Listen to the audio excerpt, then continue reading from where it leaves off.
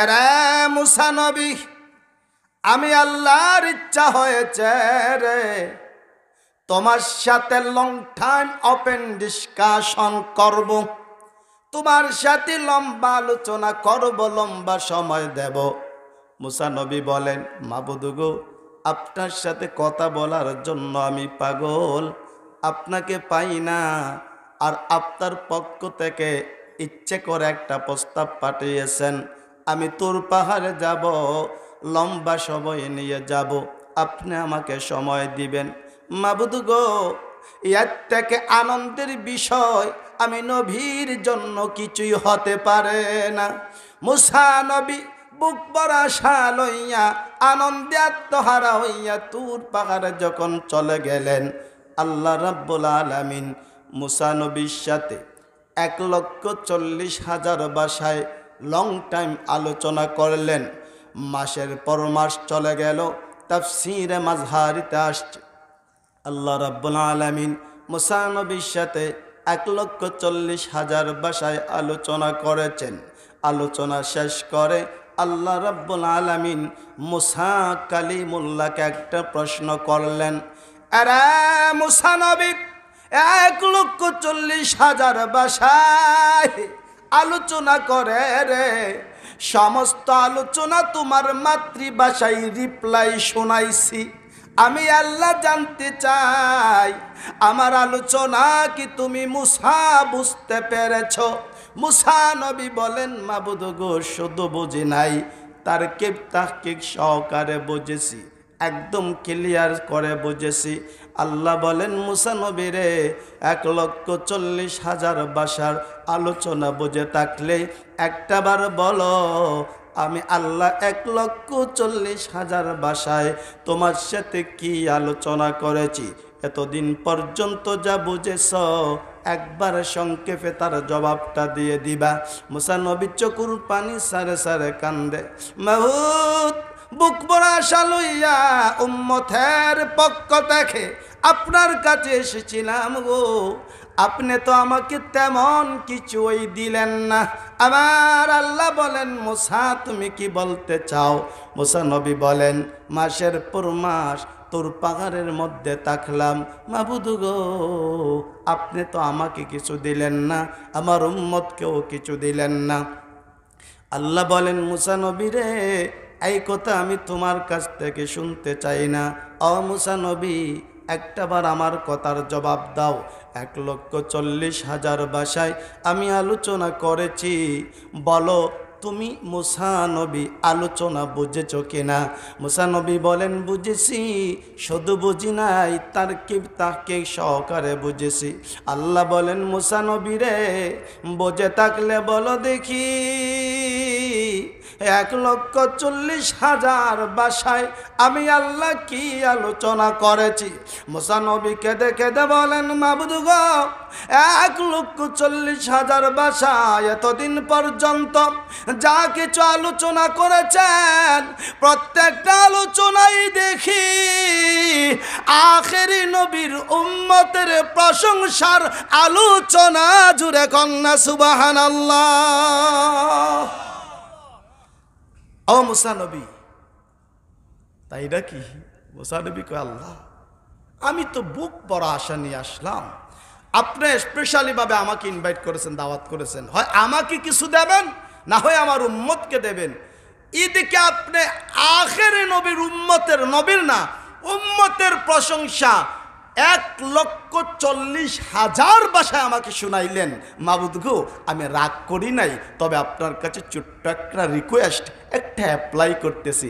আল্লাহ, আমি মুসা নবী হয়ে আপনার দরবারে ভিক্ষা চাই, আপনি ওই প্রশংসিত উম্মতের মধ্য থেকে, ওই গৌরীপুর এলা মহল্লাবাসী থেকে আমি মুসা নবীকে মাত্র 2-4 জন উম্মত ভিক্ষা দেন, কিয়ামতের ময়দানে যেন আমি তাদেরকে নিয়ে অহংকার আর গৌরব করতে পারে। জুড়ে জুড়ে কন্যা সুবহানাল্লাহ। আল্লাহ রাব্বুল আলামিন জবাবে বললেন, রিজেক্ট অল ফ্রম।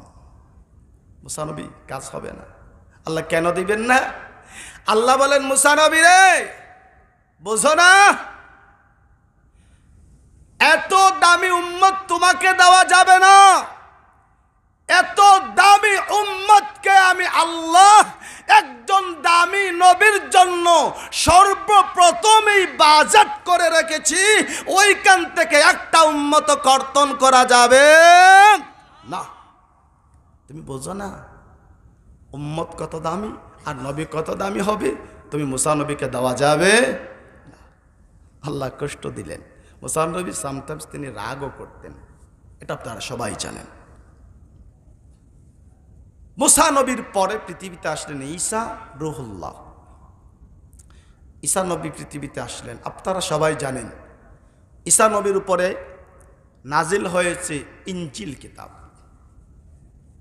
আর মুসা নবীর উপরে নাজিল হয়েছিল তাওরাত কিতাব। তাওরাত কিতাবের হাফিজ ছিলেন ঈসা রুহুল্লাহ, চারজন ছিলেন, চারজন তম্মত একজন ঈসা রুহুল্লাহ। ঈসা নবী মুসা নবীর পরে তাওরাতের হাফিজ, তো তাওরাত কিতাব ভালো করে পড়ে ঈসা নবী দেখেন যে গোটা তাওরাত কিতাবটাই আমার নবী এবং আমাদের প্রশংসা দিয়া সাজানো আর গোছানো। জুড়ে জুড়ে কোন সুবহানাল্লাহ, আরো আস্তে কোন সুবহানাল্লাহ। নাজিল হতে শুরু করলো ইনজিল কিতাব। ঈসা নবী দেখেন এই কিতাবেও শুধু এই কথা, ও ঈসা নবী আপনার পরে একজন নবী আসতেছে, আপনার পরে একজন নবী আসতেছে, নাম হচ্ছে ইসমু আহমদ, নাম হচ্ছে আহমদ। জুড়ে কোন সুবহানাল্লাহ। ঈসা নবী কয় তাইলে আমি মনে হয় পিয়ন হিসাবে আসছি, আমার পরে যে একজন নবী আইছেন কবরটা দেওয়ার জন্য আল্লাহ আমাকে পাঠাইছে। জুড়ে কোন সুবহানাল্লাহ। ঈসা নবী তিনি নবীও ছিলেন, রাসূলও ছিলেন। নবী রাসূলরা নিশ্চিত জান্নাতি। ঈসা নবী এবং রাসূল দুইটা টাইটেল তার মধ্যে। তিনি বলেন তাওরাত আর ইনজিল কিতাব পড়ে আমি আমার মনকে বুঝাইতে পারতেছি না আল্লাহ আমাকে কেন নবী আর রাসূল বানাইলো। ঈসা রুহুল্লাহ আল্লাহর দরবারে দুইটা হাত বাড়াইয়া কান্দেন আর দোয়া করেন, আল্লাহুম্মা জাআলনি মিন উম্মতি মুহাম্মাদিন সাল্লাল্লাহু আলাইহি ওয়াসাল্লাম। রব্বুল আলামিন, আমি ঈসাকে আপনি নবীও বানাইছেন, রাসূলও বানাইছেন আল্লাহ, তারপরেও আমার মনে জানি কিসের শর্ট লাগতাছে, জবানটা খুলে বলেই পারলাম রব্বুল আলামিন নবী রাসূল বানাইছেন ভালো কথা, তারপরেও আপনার মন চাইলে নিতে পারেন এইটা, কিন্তু একটা বারের জন্য আমি ঈসা নবীকে আখেরি নবীর উম্মত বানায়া দাও। জুড়ে কোন সুবহানাল্লাহ। বুঝছেন, সমগ্র মানুষের মধ্যে শ্রেষ্ঠ মানুষ 5 জন, 25 জন নবী, ষষ্ঠ 25 জন নবী, তন্মধ্যে একজন ঈসা রুহুল্লাহ। ঈসা নবী বললেন আমার যে নবী রাসূল বানাইছেন আমার তৃপ্তি মিটতেছে না, একটা বারের জন্য একটা দিনের জন্য হলেও আখেরি নবীর উম্মত বানান। অথচ নবীরা আল্লাহর কাছে ভিক্ষা চাইয়া যেই সিংহাসনটা পায় নাই, আমরা না চাইতেই এই সিংহাসনটা পাইছি, এই নবীর উম্মত হইছি। সকল নবী রাসূলদের কাঁধ যেখানে, আমার নবীর কদম সেখানে। সকল নবী রাসূলদের উম্মতের কাঁধ যেখানে, আখেরি নবীর উম্মতের দুইটা কদম সেখানে। একটু জোরে কোন সুবহানাল্লাহ। এই উম্মতেরা তো সুদ খাইতে পারে না, এই উম্মতেরা তো ঘুষ খাইতে পারে না, এই উম্মতেরা তো আর্জেন্টিনা ব্রাজিল কাফির মুশরিকদের সমর্থন করতে পারে না, এই উম্মতেরা তো দ্রোহী ইসলাম দ্রোহী হতে পারে না। ছোট্ট করে বললাম আমাদের মর্যাদা কতটুকু আপনারা বুঝে নেবেন। আল্লাহ আমাদেরকে জন্মসূত্রে কত দামি আর কত সম্মান দিয়েছে। এবার আসুন আমার নবী রাহমাতুল্লিল আলামিন যার উম্মত আমরা, তার ওজন একটু আলোচনা করেই, তার মহান মর্যাদা কত একটু আলোচনা করে আমার মূল বিষয়ে আমি চলে যাব। আমার নবী রাহমাতুল্লিল আলামিন মদিনাতুল মুনাওয়ারা থেকে মক্কাতুল মুকাররমায় আসলেন। হযরতে বিলাল রাদিয়াল্লাহু তাআলা আনহুকে সঙ্গে নিয়ে আমার নবী রাহমাতুল লিল আলামিন যখন মক্কাতুল মুকাররমাতে আগমন করলেন, খানায়ে কাবার বাউন্ডারির ভিতরে নবী প্রবেশ করলেন। হযরতে বিলালকে লক্ষ্য করে বললেন, বিলাল রে, আজানের সময় হয়েছে, আজান দাও। হযরতে বিলাল বলেন, হুজুর, আমি খানায়ে কাবার চতুর্দিকে তালাশ করে দেখেছি গো, কোথায় উঁচু জায়গা খুঁজে পাই নাই। আমার নবী রাহমাতুল লিল আলামিন বলেন, বিলাল রে, একটু ভালো করে তালাশ করে দেখো। হযরতে বিলাল আবার রিপ্লাই তালাশ করতে লাগলেন, উঁচু জায়গায় দাঁড়ায় আজান দেবেন, কারণ তখন তো মাইকের প্রচলন ছিল না। হযরতে বিলাল রাদিয়াল্লাহু তাআলা আনহু ভালো করে খুঁজে নিয়ে আমার নবী রাহমাতুল লিল আলামিনের কাছে আসলেন। ইয়া রাসূলুল্লাহ, ইয়া হাবিবাল্লাহ, আমি বিলাল উঁচু জায়গা পাই নাই, নবী গো আপনি যদি অনুমতি দেন আমি বিলাল খানা কাবার উপরে দাঁড়াইয়া, কাবা শরীফের উপরে দাঁড়াইয়া আজানটা দেব, আপনি যদি অনুমতি দেন। আমার নবী বলেন, বিলাল রে, আমি নবী অনুমতি দিলাম, খানায়ে কাবার উপরে দাঁড়াইয়া আজান দাও। হযরতে বিলাল আমার নবী রাহমাতুল লিল আলামিনের অনুমতি পাইয়া রে খানায়ে কাবার উপর আজান দেওয়ার জন্য দাঁড়াইছেন। হযরতে বিলাল যখন আজান দেবেন, মনে মনে একটা প্রশ্ন তৈরি হয়ে গেল। আমি বিলাল যখন মদিনাতুল মুনাওয়ারায় ছিলাম, আমি যখন আজান দিতাম মক্কাতুল মুকাররমার দিকে, খানায়ে কাবার দিকে চেহারা ফিরাইয়া আমি বিলাল আজান দিতাম। কারণ হলো খানায়ে কাবা হচ্ছে আমাদের কিবলা, কিবলামুখী হয়ে আমি বিলাল আজান দিতাম। আমি বিলাল জানি সমস্ত পৃথিবীর মানুষের কিবলা খানায়ে কাবা। হযরতে বিলাল বলেন, খানায়ে কাবার উপরে যখন আজান দেওয়ার জন্য দাঁড়িয়েছি, মনের মধ্যে যখন প্রশ্ন আসলো, আমি স্তম্ভে গেলাম, দাঁড়িয়ে রয়েছি। আমার নবী রাহমাতুল লিল আলামিন বলতেছেন, বিলাল রে, আজান দেওয়ার জন্য তুমি খানায়ে কাবার উপরে উঠলা, কিসের জন্য তুমি আজান দিতেছ না? হযরতে বিলাল বলেন, ইয়া রাসূলুল্লাহ, ইয়া হাবিবাল্লাহ, আমি যখন মদিনায় ছিলাম গো নবীজি, খানায়ে কাবার দিকে কিবলামুখী হয়ে আজান দিয়েছি, আমি এখন সরাসরি সেই খানায়ে কাবার উপরে দাঁড়ায় আছি। হুজুর, আমি বিলালের কিবলা কোন দিকে হবে গো? আমি বিলাল কোন দিকে চেহারা ফেরাইয়া আজান দেব? আমার নবী রাহমাতুল লিল আলামিন এই কথা শোনার সাথে সাথে সিনা মুবারক থেকে চাদর মুবারকটা খুলে দিলেন, বললেন, বিলাল রে, আমি নবী রাহমাতুল লিল আলামিনের সিনহা মুবারকের দিকে তাকায় আজান দাও।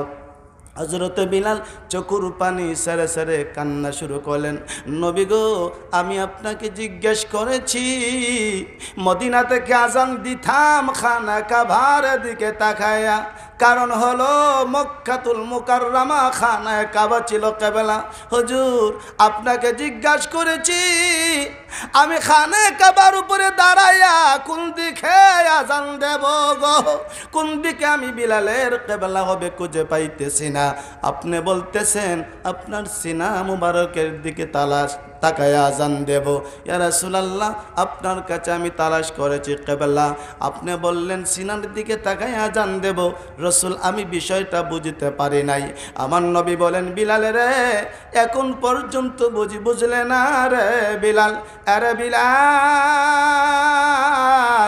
তুমি তো আমার কাছে কিবলাই তালাশ করেছো। হ্যাঁ ইয়া রাসূলুল্লাহ, আমি আপনার কাছে কিবলা তালাশ করেছি। আমার নবী বলেন, বিলাল রে, তাহলে তুমি জেনে রাখো, উম্মতের কাছে খবরটা পৌঁছায়া দিও, সমস্ত মানুষের কিবলা খানায়ে কাবার বিলাল, আর স্বয়ং খানায়ে কাবার কিবলা আমি নবী মুহাম্মদুর রাসূলুল্লাহ। জুরে কন্না সুবহানাল্লাহ। বিলাল হে, সেজন্য বলেছি, এখন আর কিবলা পাইবা কই? আমি নবীর সিনার দিকে তাকায়া আজান দাও। চিৎকার দিয়ে বলুন সুবহানাল্লাহ। একদম কাছের হাদিস, আপনি মেশকাত করলে পেয়ে যাবেন। এখন প্রশ্ন আমাদের কাছে, ওই একদল মানুষ করে যারা আল্লাহর রাসূলের সুমহান মর্যাদার তারিফ শুনলে তেলে বেগুনে জ্বলে উঠে। জোরে কর ঠিক কিনা? হুজুর, আপনি খানায়ে কাবা থেকে আল্লাহর নবীকে দামি বানাইলেন। মৌলভী সাহেব, খানায়ে কাবা থেকে শুধু নবী দামি এই কথা বললে তো নবীর শান কাটো করা হবে। আল্লাহ কোরআনে একটা আয়াত নাজিল করেছেন, আপনারা সবাই সেই আয়াতটা পারেন। আল্লাহ বলেছেন, ওয়ামা আরসালনাকা ইল্লা রাহমাতাল লিল আলামিন। জোরে করে আল্লাহু আকবার। এই আয়াত আপনারা জানেন না? মুখস্থ আছে তো? ওয়ামা আরসালনাকা ইল্লা রাহমাতাল লিল আলামিন। আমার আল্লাহ রাব্বুল আলামিন বলেছেন, আলহামদুলিল্লাহি রাব্বিল আলামিন। আমার আলোচনা হবে আলামিন শব্দ নিয়ে। আল্লাহ বলেছেন আমি রাব্বুল আলামিন, আর নবীকে বলছেন রাহমাতাল লিল আলামিন। দুইটার মধ্যে পার্থক্য কি একটু দেখেন। আল্লাহ সুবহানাহু ওয়া তাআলা এই পৃথিবী থেকে প্রথম আসমানটা 500 বছরের দূরত্ব রেখেছেন। কোন গাড়ি দিয়ে, কোন বিমান দিয়া? ঘুমিয়ে গেছেন নাকি? সবাই সজাগ আছেন? একটু জোরে করেন ইনশাআল্লাহ। 500 বছরের দূরত্ব রেখেছেন। কোন রকেট দিয়া? পৃথিবীতে বর্তমানে সব থেকে এক্সপ্রেস দ্রুতগামী রকেট যেটা, সেটা 1 ঘন্টায় যেতে পারে 50,000 মাইল দূরে। 1 ঘন্টা যেতে পারে 50,000 মাইল 1 ঘন্টায়। আর আমরা বিজ্ঞানে পড়েছি পৃথিবী থেকে সূর্য হচ্ছে প্রায় 15 কোটি কিলোমিটার দূরে। 15 কোটি কিলোমিটার দূরে সূর্য। সূর্যের আলো পৃথিবীতে যখন আসতে শুরু করে তার দ্রুত গতি হচ্ছে 1 সেকেন্ডে 1,86,000 মাইল। যেরকম সুবহানাল্লাহ। আমার কথা ক্লিয়ার বুঝতেছেন? 1,86,000 মাইল গতিতে সূর্যের আলো যখন পৃথিবীতে আসতে শুরু করে 1 সেকেন্ডে, সেই আলোটা পৃথিবীতে আসতে সময় লাগে 8 থেকে 9 মিনিট। যেরকম সুবহানাল্লাহ। 1 সেকেন্ড 1,86,000 মাইল। তাহলে 60 সেকেন্ডের 1 মিনিটে কত দূরে? 60 মিনিটের 1 ঘন্টায় কত দূরে যাবে? আর 24 ঘন্টার 1 দিনে কোথায় যাবে? সেই হিসাব আমাদের কম্পিউটার করতে পারবে না। 1 সেকেন্ডে 1,86,000 মাইল বেগে পৃথিবী থেকে যদি কোনো বাহন যাত্রা শুরু করে, 1 বছর সময় অতিবাহিত করে যতটুকু যাবে, ওই স্থানটাকে, ওই সময়টাকে বলা হয় 1 আলোক বর্ষ। আল্লাহর প্রথম আসমানের দেখা পেতে সময় লাগবে 500 আলোক বর্ষ। জুড়ে কোন সুবহানাল্লাহ। আল্লাহু আকবার। রবকে চিনলা না, সেই রব তোমাকে বানিয়েছে। প্রথম আসমান থেকে দ্বিতীয় আসমান আরো 500 বছর, 500 আলোক বর্ষ। গেলেন আপনি দ্বিতীয় আসমান, তৃতীয় আসমান, চতুর্থ আসমান, পঞ্চম আসমান, ষষ্ঠ আসমান, সপ্তম আসমান অতিক্রম করে আবার যাবেন সিদরাতুল মুনতাহা। সিদরাতুল মুনতাহা থেকে আলমে তাবরুর, আলমে রূহ, আলমে সিররা, আলমে মাকিয়াত, আলমে হিসরা, আলমে সফরে, আলমে দাঈর, আলমে নাজালি, আলমে হুরমাত, আলমে সুগরা, আলমে কুবরা। তারপর 70,000 নূরের পর্দা অতিক্রম করে, লা মাকান লা জামান অতিক্রম করে আপনি পৌঁছে যাবেন আল্লাহর আরশে। চিৎকার দিয়ে বলুন সুবহানাল্লাহ। আল্লাহু আকবার। আল্লাহর আরশে চলে যাবেন। এইবার আমার নবীকে আল্লাহ ওই আরশের উপরে নিছেন, দাওয়াত করিয়া মেরাজে নেন নাই, ওই আরশ আজিম, তার উপরে আর কোন সৃষ্টি জগৎ নাই। আল্লাহ রাব্বুল আলামিন আরশে আজিমের উপরে যখন আমার নবী রাহমাতুল আলামিনকে নিলেন, আমার নবী রাহমাতুল আলামিন বারবার পা মুবারকের দিকে তাকায়। জুতা মুবারক আমার নবী রাহমাতুল আলামিনের পায়ের মধ্যে রয়েছে, আবার নবী নিচের দিকে তাকায়। একটা কথায় আমার নবী রাহমাতুল আলামিনের স্মরণ হয়ে গেল, আল্লাহ রাব্বুল আলামিন মুসা কালিমুল্লাহর সাথে দিদার দিয়েছিলেন তোর পারে। মুসা বলেছিলেন, রব্বি আরিনি, মাবুদ গো আপনাকে আমি মুসা দেখতে চাই। আল্লাহ বলেন, লান তারানি, মুসা রে তুমি আমাকে দেখতে পারবা না। মুসা নবী তারপরও মানে নাই। আমার আল্লাহ বলছেন, মন যখন চায় একটা বারের জন্য তোর পারে আসো, দেখতে পাইবা আমি আল্লাহ কেমন। মুসা নবী তুর পাহাড়ে যখন গিয়েছিলেন, আমার আল্লাহ সামান্য নূর নিক্ষেপ করেছিলেন। মুসা নবী বেহুশ হয়ে পড়েছিলেন। প্রত্যেকেই ঘটনাটা জানেন, ঘটনা বলা উদ্দেশ্য নয়। আল্লাহ রাব্বুল আলামিন বলেন, মুসা নবী রে তোর পাহাড়ে আসবা আমার দিদার লাভের জন্য। দুনিয়ার জমিনে সাধারণ একটা পাহাড়ের উপরে আসবা। মুসা নবী এই পাহাড়ে আসতে হলে পবিত্র হতে হবে। মুসা কালিমুল্লাহ আনন্দে আত্মহারা হইয়া আল্লাহর পক্ষ থেকে দাওয়াত পাইয়া জুতা মুজা সব নিয়ে তুর পাহাড়ে যখন দৌড় দিছে, আল্লাহ বলেন, মুসা রে ফাখলা নালাইক, পায়ের দিকে তাকাও, পবিত্র উপত্যকায় আসতেছ, জুতা মুজা পরে আসতে পারবা না। আরে মুসা, ইন্নাকা বিল ওয়াদি মুকদ্দাসি তাওয়া, এটা পবিত্র জায়গা, জুতা নিয়ে আসার জায়গা নয়। এরা মুসা নবী একটা কথা মনে রাখবা রে, যেই পাহাড়ের মধ্যে তুমি আসতেছ সেই পাহাড়ের মধ্যে আমি আল্লাহর দিদার লাভ করবে। এই পাহাড়ের বরকত নিয়ে মুসা নবী তুমি বাসায় যাইবে, পাহাড়ের বরকতে তুমি মুসা নবীর জীবন ধন্য হবে। এই বলে আমার আল্লাহ মুসা নবীকে সতর্ক করলেন, মুসা নবী রে একবার পুত পবিত্র হয়ে জুতা মোজা খুলে আসো, পাহাড়ের বরকত নেওয়ার জন্য আসতেছো। আমার নবী রাহমাতুল আলামিন আরশ আজিমের উপরে দাঁড়ায়া পা মুবারক থেকে জুতা মুবারক যখন খুলবেন, আমার আল্লাহ রাব্বুল আলামিন হঠাৎ করে আমার নবীকে জানায়া দিলেন, হুকমেতা মুসা কো খাকে তুর সে বরকত মিলে। বন্ধু গো বুঝতে পেরেছি মুসা নবীর কথা স্মরণ হয়েছে। বন্ধু, মুসা নবীকে জুতা কুলার কথা বলেছি, তার কারণটা আপনি জেনে নেন। মুসা নবী তুর পাহাড়ের বরকত নেওয়ার জন্য এসেছিল, সেজন্য মুসা নবীকে বলেছি পা থেকে জুতা খুলতে।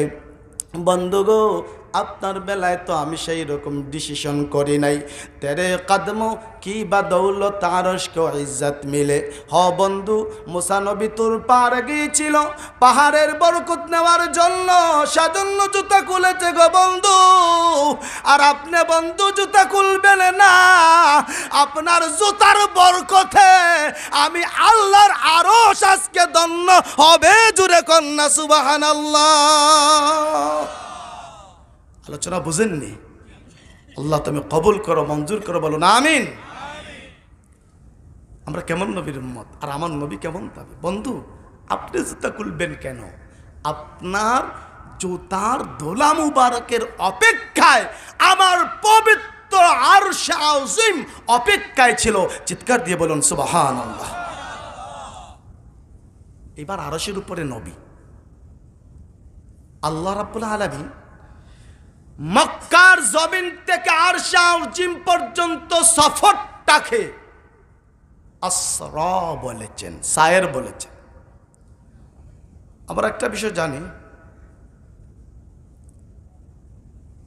আরবিতে আলামুন শব্দের অর্থ হচ্ছে, আলামুন শব্দের অর্থ হচ্ছে বিশ্ব।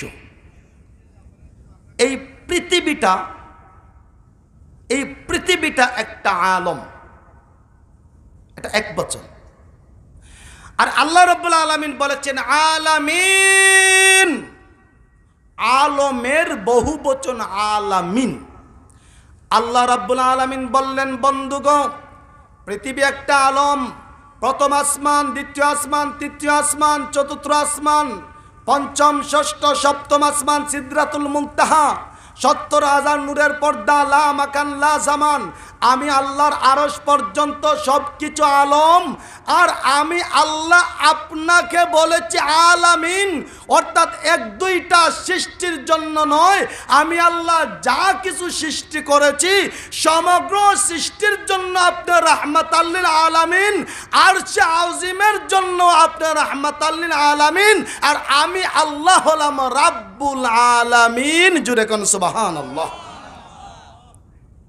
অর্থাৎ আমি যত জায়গায় রাব্বুল আলামিন, আপনার রাহমাতাল লিল আলামিন। সেজন্য আমার নবী শুধু খানায় কাবা থেকে দামি না, আমার নবী রাহমাতুল লিল আলামিন, আল্লাহর আরশের চেয়েও দামি। জুড়ে জুড়ে কোন সুবহানাল্লাহ। আপনারা সবাই সজাগ আছেন? ঘুমে আছেন কে? হাত উঠান তো দেখে। ঘুমে আছেন কে? আসতেছেন কেন? আমি বলছি ঘুমে আছেন কেন? ৩-৪ জন হাত উঠাইছে।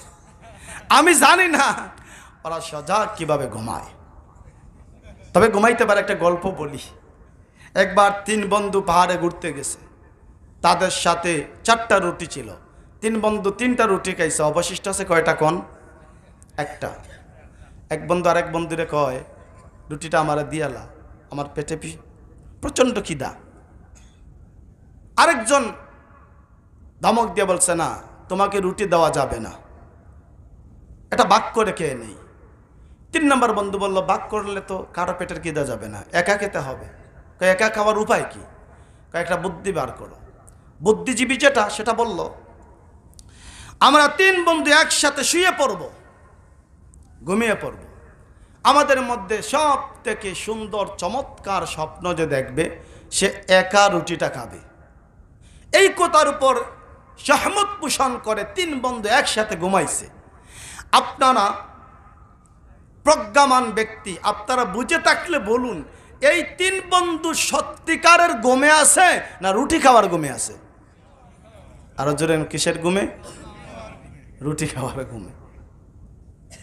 আমাদের ওয়াজ যেন, আমাদের ইবাদত যেন দুনিয়ার রুটির জন্য না হয়, বলুন ইনশাআল্লাহ। আর একটু জোরে কোন ইনশাআল্লাহ। 3 বন্ধু ঘুম থেকে যাচ্ছে। বুঝলেন তো এটা কোন ধরনের ঘুম?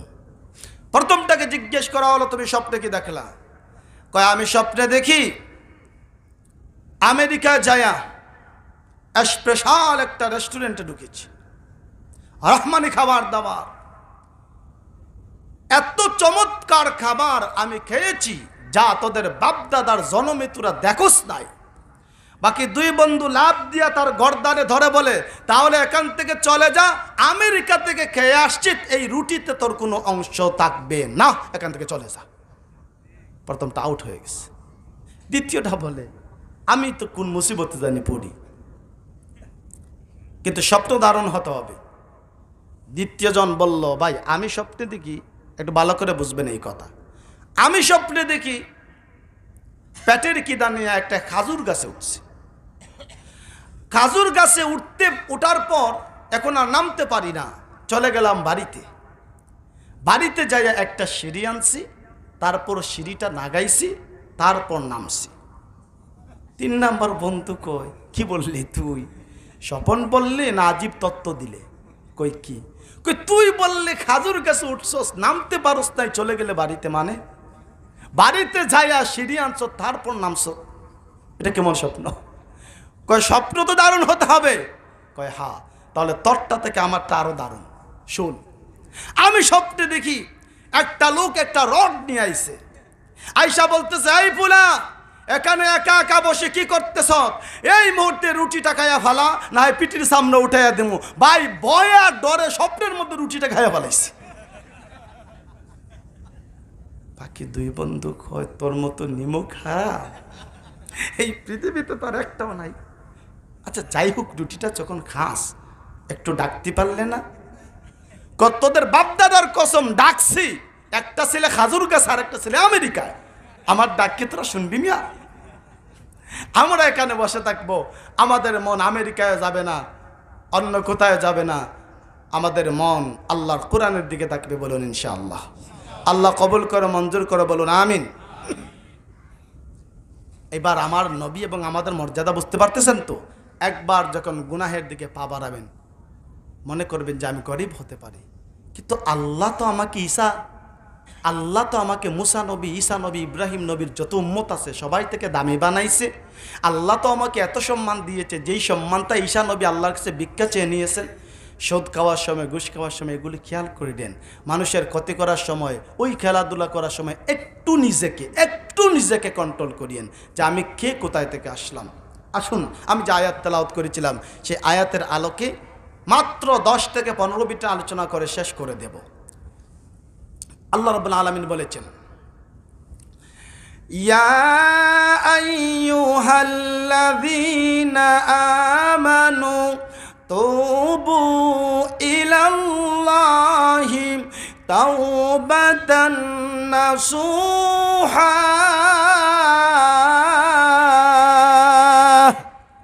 আরো যখন আল্লাহু আকবার। এ পৃথিবীর মানুষেরা আল্লাহর দরবারে তাওবা করো। তাওবাতান নাসুহা, প্রত পবিত্র বিশুদ্ধ তাওবা। আবার তাফসীরের একটা উসুল হচ্ছে ইফাসসিরু বাদাহু বাদা, কোরআনের এক আয়াতের তাফসীর আরেক আয়াতে করে, আর এই আয়াতের তাফসীর আল্লাহ নিজে করেছেন। কোন সুবহানাল্লাহ। ছোট্ট করে বলে দিচ্ছি কিভাবে তাওবা করবেন। মুসা আলাইহিস সালাতু ওয়াস সালাম আল্লাহ রাব্বুল আলামিনের কাছে প্রশ্ন করলেন, মাবুদ গো, আমার জামানায় সবথেকে বড় গুনাহগার লোকটাকে আমি দেখতে চাই। মাবুদ, আমার জামানার মধ্যে সবথেকে বড় আউলিয়া কে গো? আমি মুসা নবী দেখতে চাই। আল্লাহ রাব্বুল আলামিনের কাছে হযরতে মুসা নবী মাঝে মাঝে এমন কিছু প্রশ্ন করতেন, এগুলো সত্যিকারে আশ্চর্য হয়ে থাকেন। আল্লাহ বলেন, মুসা নবী রে, তোমার জামানার সবথেকে বড় গুনাহগার লোকটাকে দেখে তোমার লাভ কি হবে? সবথেকে বড় পরহেজগার লোকটাকে দেখলে তোমার কি হবে? মুসা নবী বলেন, মাবুদ গো, দয়া করে মায়া করে আমার জামানার সবথেকে বড় গুনাহগার লোকটাকে দেখাইয়া দেন, আমার জামানার সবথেকে বড় পরহেজগার লোকটাকে দেখাইয়া দেন। আল্লাহ রাব্বুল আলামিন বলেন, মুসা নবী রে, আগামী অমুক তারিখে অমুক পাহাড়ের কিনারায় দাঁড়াইয়া থাকবে। একবারে ভোরবেলা দেখবে একটা মধ্যম বয়সের যুবক ছোট্ট একটা বাচ্চাকে হাতে করে পাহাড়ের উপরে উঠতেছে। আরে মুসা নবী, একবারে ভোরবেলা যেই লোকটাকে দেখবে রে, সেই লোকটা তোমার জামানার সব থেকে বড় গুনাহগার। মুসা নবী বলেন, মাবুদ গো, আমার জামানার সব থেকে বড় পরহেজগার লোক আউলিয়া লোকটাকে কখন দেখবো?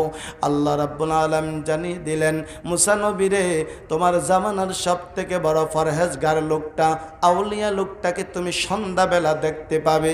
সকালবেলা যেই গুনাহগার লোকটা পাহাড়ে উঠবে রে, ওই জায়গায় তুমি দাঁড়ায়া থাকবা সন্ধ্যা পর্যন্ত। সন্ধ্যা যখন হবে পাহাড় থেকে তোমার জামানার সব থেকে বড় আউলিয়া লোকটা নেমে আসবে। মুসা নবী বলেন, আল্লাহ রাব্বুল আলামিনের দেয়া ডেট অনুযায়ী পাহাড়ের কিনারায় অপেক্ষায় আছি। আমি একবারে ভোরবেলা তাকায়া দেখি আল্লাহ রাব্বুল আলামিন যেইভাবে গুনাহগার লোকের ডিটেলস ডিসক্রাইব করেছিলেন, পরিচয় আমাকে দিয়েছিলেন, সেই লোকটা ছোট্ট একটা বাচ্চাকে হাতে করে নিয়ে পাহাড়ে উঠতেছেন। মুসা নবী বলেন, ভয়ে তরতর করে কাঁপতেছি। আমার জামানার মধ্যে সব থেকে বড় জাহান্নামী লোকটা, সব থেকে বড় অপরাধী লোকটা পাহাড়ের উপরে উঠতেছে। কখন জানি আল্লাহ রাব্বুল আলামিন গজব ছেড়ে দেন।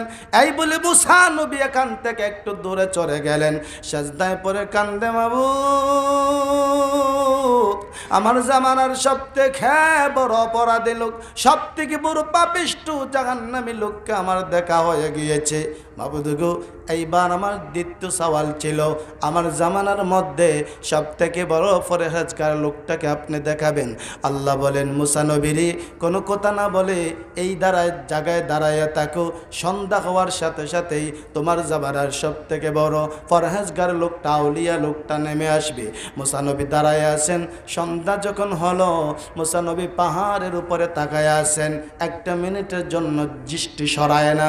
মুসা নবী বলেন, আমি তাকায় দেখি রে, সকালবেলার ওই গুনাহগার লোকটা ছোট্ট বাচ্চাকে হাতে করে নিয়ে পাহাড়ে থেকে নেমে আসতেছে। আপনারা সবাই জানেন, সকল নবীদের মধ্যে মুসা নবীর রাগ একটু বেশি ছিল। হযরতে মুসা নবী রাগ করে আল্লাহকে বলতেছেন, মাবুদ গো, আপনি বলেছিলেন সন্ধ্যা যখন হবে আমার জামানার সব থেকে বড় পরহেজগার লোকটাকে দেখাইবেন। কই, এই লোকটা তো আমার জামানার সব থেকে বড় গুনাহগার। সকালে যেই লোকটাকে পাহাড়ের উপরে উঠাইছিলেন, আল্লাহ বলেন, মুসা নবী খবরদার, একটু বুঝে শুনে কথা বলতে হবে। এখন যেই লোকটা তোমার সামন দিয়া যাইতেছে, সেই লোকটা তোমার জামানার সব থেকে বড় পরহেজগার, সব থেকে বড় আউলিয়া। মুসা নবী বলেন, মাবুদ গো, আমি আপনার সাথে ডিবেট করতে চাই না, দ্বন্দ্ব করতে চাই না। যেই লোকটা পাহাড় থেকে নেমে যাইতেছে, সেই লোকটা আমার জামানার সব থেকে বড় গুনাহগার। যেই লোকটাকে সকালবেলা আপনি পাহাড়ের উপরে উঠাইছিলেন, আল্লাহ বলেন, মুসা নবী রে, যেই লোকটা তোর সামন দিয়া যাইতেছে গুনাহগার নয়, সব থেকে বড় পরহেজগার। মুসা নবী কান্দার ডাকে, মাবুদ, কে গুনাহগার কে পরহেজগার গো?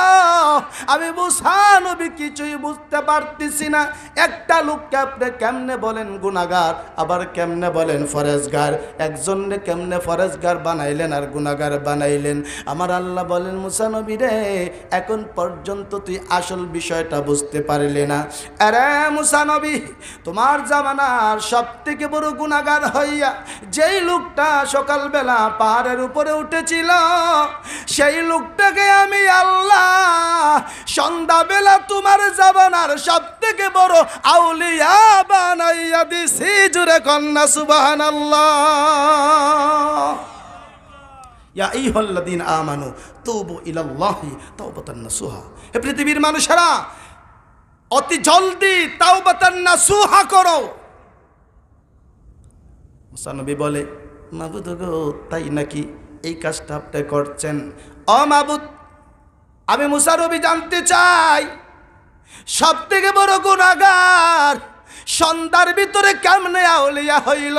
আমার আল্লাহ বলেন, মুসা নবী রে, তোমার জামানার সব থেকে বড় গুনাহগার লোকটা যখন পাহাড়ের উপরে উঠলো, পাহাড়ের উপরে ওঠার পর ছোট্ট বাচ্চা তাকে জিজ্ঞেস করতেছে, বাবা গো, এত বিশাল বড় পাহাড় জীবনে কোনোদিন দেখি নাই। ও বাবা, এর থেকে বড় আরেকটা পাহাড় কোথায় আছে? সেইখানে আপনি আমাকে নিয়ে যান। এমনি সময় গুনাহগার বান্দা তার সন্তানকে জবাব দিতেছে, সন্তানেরে, এর থেকে বড় আরেকটা পাহাড় আছে রে বাবা, তবে ওই পাহাড়ে পৃথিবীর কোনো মানুষ যাইতে পারবে না। ছোট্ট সন্তান তার বাবাকে বলতেছে, বাবা গো, ওই পাহাড়ে আমাকে নিয়ে যেতে হবে। আরে মুসা নবী, এমনি সময় আমার গুনাহগার বান্দা সাজদায় পরে কান্দে আর রাখে, মাবুদ, আমি আমার সন্তানকে এর থেকে বড় আরেকটা পাহাড়ের সন্ধান দিয়েছি। আমি বলেছি ওই পাহাড়ে পৃথিবীর কোনো মানুষ যাইতে পারবে না।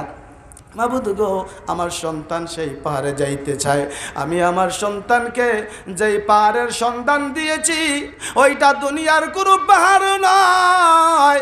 আমি গুনাহগারের গুনার পাহাড়, গুনাহগারের গুনার পাহাড় লইয়া দুনিয়ার পাহাড়ে এসেছি। আপনার দরবারে দুইটা হাত বাড়াইয়া দিছি গো আল্লাহ। ছোট্ট সন্তানটাকে হাতে করে নিয়ে আপনার দরবারে কমিটমেন্ট করতেছি, ওয়াদা করতেছি। আমার সন্তানের হাতে ধরে আপনার দরবারে ওয়াদা দিতেছি। মাবুদ গো, আমি জানি এই দুনিয়ায় আমার থেকে বড় গুনাহগার নাই। আপনি যদি আমাকে একটা বারের জন্য জীবনের গুনাহ ক্ষমা করে দেন, ওয়াদা দিলাম আর একটা গুনাহ এই জমিনে করব না। আবার আল্লাহ বলেন, মুসা নবী রে, বান্দা যখন সন্তানের হাতে হাত ধরে সমস্ত গুনাহের উপর শর্মিন্দা হয়ে জীবনে গুনাহ করবে না বলে আমার কাছে ওয়াদা দিয়েছে রে, আমি আল্লাহ রহমতের সকল দরজা খুলে দিয়েছি। সেই গুনাহগার লোকটাকে তোমার জামানার সবচেয়ে বড় আউলিয়া বানাইয়া দিছি। জুরে কন্যা সুবহানাল্লাহ। মুসা নবী রে, আমলের কারণে সকাল আর সন্ধ্যার ভিতরে জীবনের গুনাহ মাফ করে পুত পবিত্র বানাইয়া এই মুহূর্তে তোমার জামানার সব থেকে বড় আউলিয়া হিসাবে আমি আল্লাহ ওই লোকটাকেই নির্বাচিত করলাম, ঘোষণা করলাম। জোরে কোন আল্লাহু আকবার। কোন নবীর উম্মত? কোন নবীর? জোরে কোন নবীর? আর আমরা আখেরি নবীর উম্মত। জোরে কোন ঠিক না? মুসা নবীর উম্মতকে যদি আল্লাহ সকাল সন্ধ্যার ভিতরে আউলিয়া বানাইতে পারে, এত মায়া করতে পারে, আখেরি নবীর উম্মতকে তো আল্লাহ সকাল সন্ধ্যা নয়, 1 মিনিটের ভিতরে আউলিয়া বানিয়ে দিতে পারে। জোরে কোন ঠিক না? আল্লাহ ওয়াদা করেছেন, কমিটমেন্ট করেছেন, বন্ধু হ্যাঁ আপনার গুনাহগার উম্মত যত বড় গুনাহগার হোক না কেন, একটু লাইনে আসলেই আমি আল্লাহ আপনার সাথে ওয়াদা করতেছি কিভাবে আমি ক্ষমা করে দিব, নমুনা বলে দিচ্ছি। এইবার আল্লাহ বলছেন, ইল্লা মান তাবা ওয়া আমানা ওয়া আমিলা আমালান সালিহান।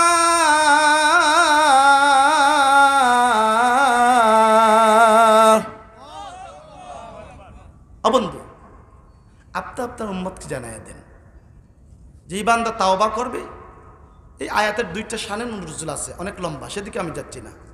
আল্লাহ বলছেন যেই বান্দা তাওবা করবে, ও আমানা ঈমান আনবে, ও আমিলা আমালান সালিহা, আমল করবে আমলে সালেহ। আল্লাহ স্পেশালি আমলের কথা বলছেন, আমলে সালেহ। আমলে সালেহ কি জানেন মিয়া সাহেব? আমরা কত রং বেরঙ্গের আমল করি সমাজে, সেবে এবং বেসেবে, দুইভাবে আমরা আমল করি। যে করতে কি না, কখনো সুবিধায় কখনো অসুবিধায় পড়ে। আল্লাহ বলেন অসুবিধায় পড়ে যে আমল করলে এটার ওজন হবে না, এটা বাতিল করে দেওয়া হবে। অসুবিধা মানে লোক দেখানোর, সমাজের চাপে পড়ে না করলে লোক কি বলবে, এরকম অবস্থা হয় না। আল্লাহ বলেন আমল করা আমলে সালেহ। 10টা তরকারি আপনার সামনে দেওয়া হলো, 9টা তরকারিতে লবণ নাই, মরিচ নাই, কোনো কিছু নাই। আপনার 10টা খাবেন না একটা খাবেন? একটা। কথা কোন ঠিক কি না? কারণ একটা পরিপূর্ণ হয়েছে। আল্লাহ বলেন বান্দা আমল করবে 10টা, তোর মধ্যে বাছাই করে যেটা পুত পবিত্র প্রসিদ্ধ হবে, এই একটা আমল গ্রহণ করা হবে। আর এই একটা আমলের ওজন কিয়ামতের ময়দানে আমি আল্লাহর জমিন থেকে বেশি হবে। জোরে কোন সুবহানাল্লাহ। আল্লাহ বলে আমল করা আমল সালেহ। তারপর আল্লাহ বলেছেন ফাউলাইকা ইউবাদদিলুল্লাহু সাইয়্যাতিহিম হাসানাত।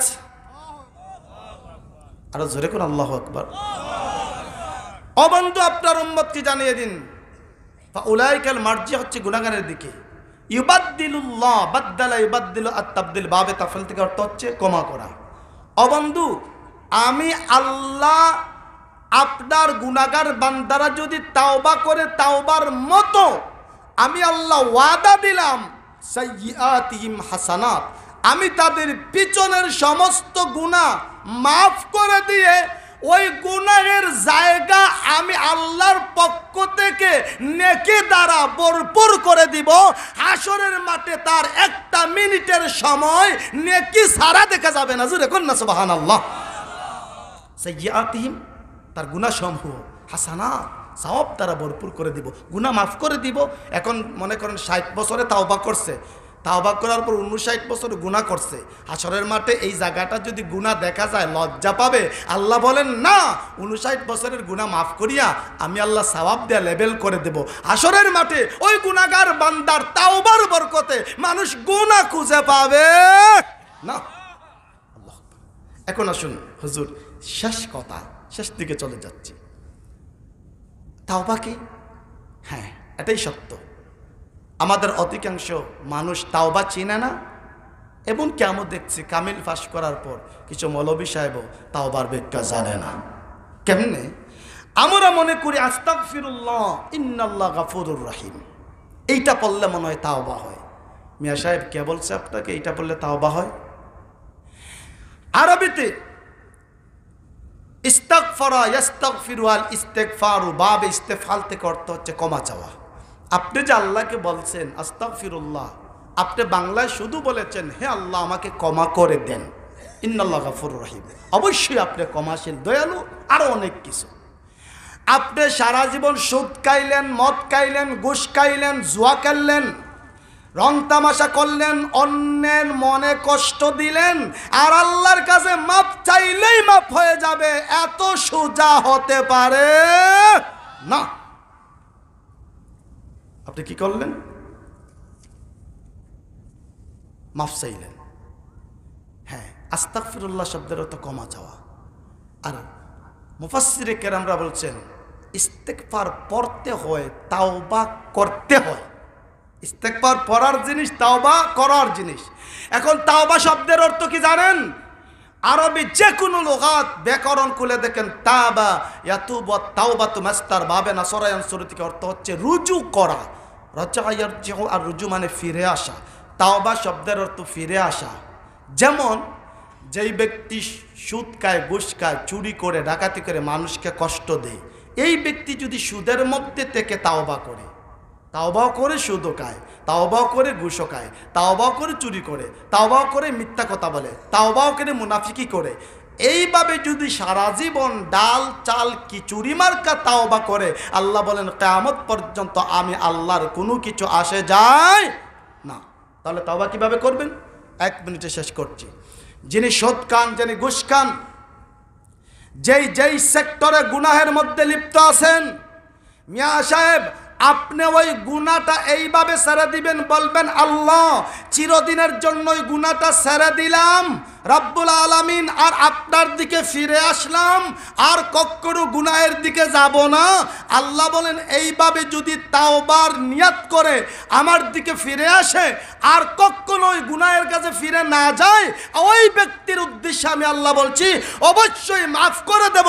শুধু মাফ করে দেব না, তার মর্যাদা আমি আমার ওলি আব্দাল কোস কুতুবের খাতায় উঠাইয়া দিব। কিয়ামতের ময়দানে ওই ব্যক্তির কোনো হিসাবই নেওয়া হবে না, বিনা হিসাবে জান্নাতে যাবে। কোন সুবহানাল্লাহ। তাওবা করলে মানুষ গুনাহ থেকে এত পবিত্র হয়। শর্ত হচ্ছে তাওবা তাওবার মতো করতে হবে। তবে সব গুনার তাওবা এক মতো নয়।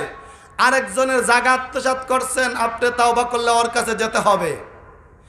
আরেকজনকে কষ্ট দিছেন, তার কাছে যেতে হবে, তাকে খুঁজতে হবে।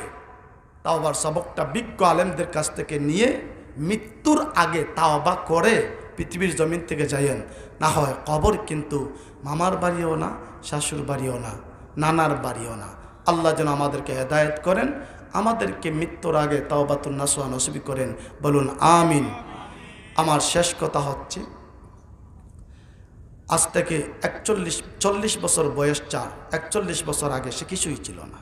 70 বছর বয়স 4, 71 বছর আগে সে কিছুই ছিল না। একইভাবে আজ থেকে 40 বছর বয়স 4, হিসাব করেন আর 40 বছর পরে আপনার অবস্থা কি হবে।